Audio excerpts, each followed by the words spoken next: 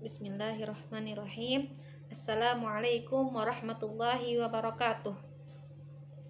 Alhamdulillahirabbil alamin wa bihi nasta'in wa ala umurid dunya waddin. Wassalatu wassalamu ala asyrafil anbiya'i wal mursalin sayyidina Muhammad wa ala alihi wa sahbihi ajma'in. Rabbi shrah li sadri wa yassir li amri wahlul 'uqdatam min lisani yafqahu qawli. Alhamdulillah, pada pembahasan yang sebelumnya, pembahasan pertama telah kita selesaikan pasal yang pertama, yaitu definisi ilmu tauhid beserta pembahasan-pembahasan yang ada pada ilmu tauhid. Juga kita ketahui bahwasannya pembahasan pokok yang ada dalam Al-Quran tidak lepas daripada ilmu tauhid. Langsung saja nabda darsana al-yawm bi qiraatil basmalah. Bismillahirrahmanirrahim. Al-faslus tsani ahammiyatu ilmi tauhidi fid dini. Urgensi pentingnya mempelajari ilmu tauhid dalam agama Islam. Al-imanu asasul amali. Iman adalah pondasi pokok dari setiap amal perbuatan. Ibaratnya adalah sebuah rumah. Jika misalkan antum membangun sebuah rumah tanpa pondasi, ya bisa dipastikan rumah itu tidak akan berdiri dengan kokoh. Atau juga bisa diumpamakan dengan sebuah pohon yang tidak memiliki akar yang kuat, yang mana akar itu hanya permukaannya saja, tidak sampai mendalam. Akarnya itu tidak sampai ke dalam tanah. Nah, sudah dipastikan pohon itu juga sangat mudah untuk ditumbangkan atau dicabut. Berbeda dengan rumah yang mempunyai pondasi yang kokoh. Juga pohon yang mempunyai akar yang kuat sampai akarnya itu mendalam sekali. Nah, itu akan sulit ditumbangkan, dan rumah itu juga walaupun mungkin diguncang oleh gempa bumi beberapa kali bisa sulit yaitu untuk roboh. Nah, seperti itu juga keimanan keimanan orang-orang yang beriman. Jadi setiap amal perbuatan itu tergantung dasarnya itu adalah iman. Tanpa iman amal perbuatan itu sia-sia. Gitu. Di sini ada pertanyaan, limadza la yaqbalullahu al-amala illa minal mu'min? Mengapa Allah tidak menerima amal perbuatan kecuali dari orang-orang yang beriman? Al-jawab, innal ladzina la yu'minuna billahi, sesungguhnya orang-orang yang tidak beriman kepada Allah, wala yarjuna thawabahu, dan juga tidak mengharapkan ganjaran dari Allah, wala yakhafuna 'iqabahu, tidak takut terhadap siksanya, ya'maluna a'malahum wa hum la yuriduna biha wajhallah. Mereka ini mengerjakan setiap amal perbuatannya ini tidak bermaksud, tidak menginginkan atas setiap perbuatannya itu Allah Subhanahu wa taala ganjarannya, wala yabtaghuna biha ridahu. Mereka juga tidak mencari dari setiap pekerjaannya itu ridha Allah Subhanahu wa taala, wala yuhimmuhum, tidak penting bagi mereka hal amilu halalan am haraman, apakah mereka ini mengerjakan sesuatu yang halal atau yang haram, tidak penting. Fahum bihada, maka dengan ini mereka la yastahiquna thawab, tidak berhak mendapatkan ganjaran dari setiap amal mereka. La yastahiquna thawab alal amal wa in kana sholihan, meskipun amal perbuatan mereka itu amal perbuatan berupa kebaikan. Li'annahum kuffarun, karena mereka ini orang-orang kafir. Lam yaqsudu bihi, tidak bermaksud dari amal perbuatannya itu ayyanalu thawab rabbihim, untuk mendapatkan keredoan atau ganjaran dari Allah Subhanahu wa taala.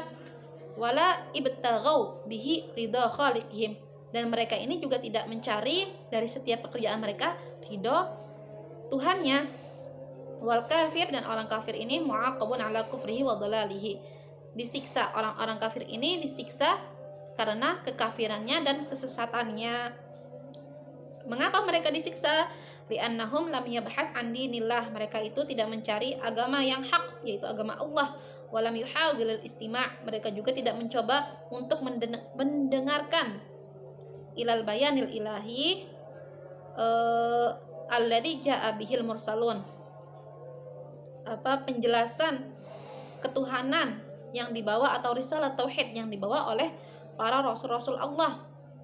Ziyadatan ala dalik, bahkan ada juga orang kafir ini fahuwa idza sami'a ayatillahi tutla alaihi, jika orang kafir ini mendengar ayat-ayat Allah dibacakan atas mereka, ittakhadhaha huzwa, orang kafir ini menjadikan ayat-ayat Allah ini huzwa, bahan ejekan, bahan cemooh. Fa'amaluhu mardudun, maka amal perbuatannya ini tertolak atau tidak diterima. Wa huwa mu'aqabun, orang kafir ini disiksa ala kufrihi, karena kekafirannya. Sebentar ya.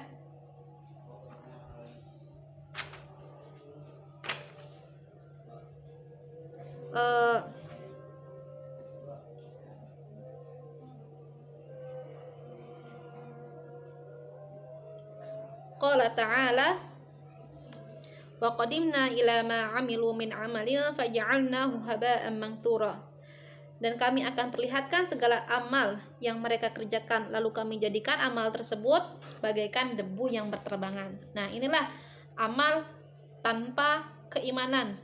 Amal perbuatan, meskipun amal perbuatan itu baik, namun tanpa keimanan kepada Allah Subhanahu wa taala, maka ia diibaratkan seperti debu yang berterbangan. Begitu juga dalam surat Ibrahim ayat 18, mathalul ladzina kafaru birabbihim a'maluhum karamadin ishtaddat bihir rihu fi yaumin 'asif la yaqdiruna mimma kasabu 'ala syai' dzalika huwad dhalalul ba'id. Jadi perumpamaan orang-orang kafir, orang-orang yang mengingkari Allah Subhanahu wa taala, amal perbuatan mereka itu seperti abu yang ditiup angin kencang pada suatu hari. Mereka tidak mampu, mereka ini tidak kuasa mendatangkan manfaat sama sekali dari apa yang telah mereka usahakan. Yang demikian itu adalah kesesatan yang jauh. Juga dalam surat An-Nur, walladzina kafaru a'maluhum kasarabim biqi'ati yahsabuhu ad-dham'anu ma'a hatta idza ja'ahu lam yajidhu syai'a wa wajadallaha 'indahu fawaffahu hisabah wallahu sari'ul hisab. Dan orang-orang yang kafir, amal perbuatan mereka seperti fata morgana di tanah datar yang disangka air oleh orang-orang yang haus, yang dahaga.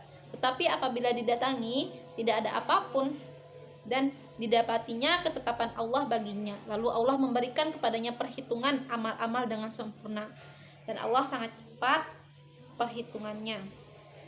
Nah, musonif di sini memberi perumpamaan dua orang laki-laki yang masuk ke dalam sebuah kebun yang luas, yang mana kebun itu bukan kebun yang mereka miliki, bukan kebun miliknya sendiri, tetapi milik orang lain. Nah, di sini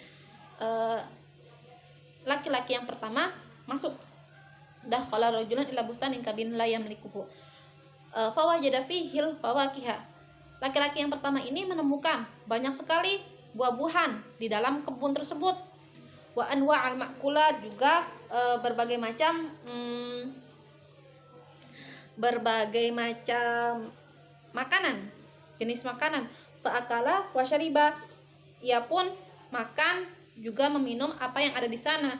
Tsumma akhadha yaqumu bi'amal, kemudian ia mulai mengerjakan sesuatu di kebun, seperti yaqla'uha watil hadhihi syajarah yaqla'uha watilka yaghrisuha, seperti ia misalnya memetik buah-buahan atau mencabut pepohonan yang ada di sana. Juga yaghrisuha, menanam kembali pohon-pohon tersebut, menyiramnya dengan air hingga berbuah dan sebagainya. Wa dakhalal bustan rajulun akhar, kemudian laki-laki kedua masuk ke kebun ini. Qala li nafsihi, laki-laki kedua ini berkata kepada dirinya sendiri, dan af'ala syai'an bihadzal bustan, aku tidak akan mengerjakan sesuatu di terhadap kebun ini, hatta attasila bisahibil bustan, sampai aku menghubungi pemilik sah dari kebun ini, au man yumathiluhu au yanubu anhu, wa akhadha yabhath anhu fa idza bimandubin sahibul bustan yasilu ilaihima. Jadi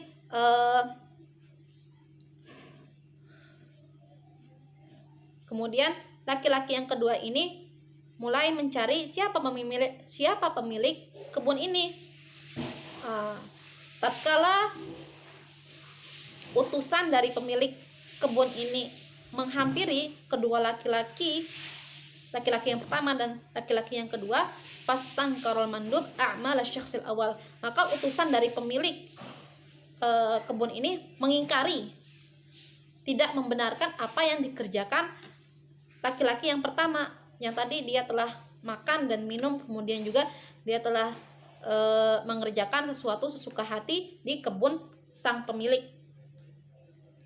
Walakinnahu lam yahtam bil kalam, tetapi laki-laki yang pertama ini tidak menghiraukan, tidak mementingkan dan tidak memperhatikan apa yang dikatakan oleh utusan sang pemilik. Wa akhadha yatasarraf bil bustan biduni idnin min malikihi, dan ia tetap saja melakukan berbuat sesuatu di kebun pemilik itu tanpa izin dari sang pemilik sesuka hatinya. Amma syakhsusani, adapun laki-laki yang kedua, faqad sami'at taujihat, ia mendengarkan baik-baik apa yang diarahkan, apa yang dianjurkan oleh utusan sang pemilik kebun. Wa akhadha ya'malu tabaqan laha. Nah, laki-laki yang kedua ini mulai juga bekerja atau berbuat sesuatu tabaqan laha. Namun perbuatannya ini berbeda dengan laki-laki yang pertama. Kalau laki-laki yang kedua ini, dia itu bekerja sesuai arahan, sesuai petunjuk yang telah diberikan utusan sang pemilik. Fa ayyuhuma yastahiqul mukafaah, maka di antara kedua laki-laki ini mana yang lebih berhak untuk mendapatkan ganjaran? La syakka anna kulla aqilin yaqulu bi annal jaza' lilladhi ittaba'a irsyadat sahibil bustan. Sahibil bustan. Jadi tidak diragukan lagi, sesungguhnya setiap orang yang berakal itu pasti akan mengatakan bahwasanya mukafaah, ganjaran, balasan atau gaji itu yang berhak itu adalah ia yang mengikuti anjuran, mengikuti perintah, melaksanakan arahan dari pemilik sah kebun tersebut. Wa annal ladzi iqtahamal bustan, dan ia yang masuk ke bustan ini tanpa izin, masuk ke kebun ini tanpa izin dan secara paksa, kemudian berbuat semaunya tanpa ridho dari pemiliknya, meskipun telah datang kepadanya utusan untuk memperingatkannya, maka orang itu, laki-laki yang pertama ini, la yastahiqul jaza, tidak berhak terhadap ganjaran. Walau ahsana fi ba'di a'malihi, meskipun sebagian dari apa yang ia telah berbuat itu berupa kebaikan. Wa kadzalika hadhil ard wa ma fiha, begitu juga, demikian juga bumi ini dan segala sesuatu yang ada di dalamnya, semuanya itu milik Allah. Wa rasulullah humul mansubuna, dan rasul-rasul Allah itu adalah para utusannya, para utusan Allah Subhanahu wa taala. Wal mu'min huwallazi amila tabaqan li hadi rabbih, dan orang yang beriman adalah ia yang bekerja, ia yang berbuat sesuatu tabaqan li hadi, dengan menerapkan petunjuk yang telah dibawa oleh para utusan ini, utusan Allah. Wal kafir huwallazi yatasarrafu fi milki rabbih, dan orang kafir ini adalah orang yang berbuat sesuatu terhadap milik Tuhannya, terhadap itu tadi, bumi itu kan milik Tuhan. Nah, ia berbuat sesuatu yang mana sesuatu itu adalah milik Allah Subhanahu wa taala biduni idzin au hidayah, tanpa menerapkan petunjuk yang Allah berikan melalui utusannya. Wa huwa fi nafsil waqt, dan pada saat itu juga qad a'rada an rusuli rabbih, orang kafir ini telah melawan atau telah menentang apa yang dibawa, apa yang diutus oleh Allah Subhanahu wa taala. Nah, itu tadi. Kemudian babul Islam, ada usyahadataini. As-su'al limadza ja'ala al-Islam ada asyhadataini awwala arkanihi, mengapa Islam menjadikan dua kalimat syahadat itu sebagai rukun yang pertama?